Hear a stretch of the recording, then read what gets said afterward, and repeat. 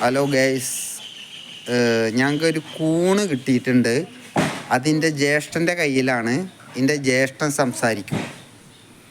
പ്രിയപ്പെട്ട സഹോദരങ്ങളെ, ഇന്ന് നമ്മുടെ കുട്ടിക്കാലത്തൊക്കെ നമ്മൾ ഇടി വെട്ടിക്കഴിഞ്ഞിട്ട് പിറ്റേ ദിവസം രാവിലെ നമ്മുടെ പറമ്പിലൊക്കെ പോയിട്ട് കൂണ് പറിക്കാൻ വേണ്ടി പോകും. അപ്പോൾ നമുക്ക് ഏകദേശം ഒരു 2 ഇഞ്ച് 3 ഇഞ്ച് വലിപ്പമുള്ള കൂണുകളാണ് നമുക്ക് കിട്ടുന്നത്. ഇതിപ്പോൾ 1.5 അടി വ്യാസമുള്ള ഒരു കൂണാണ്.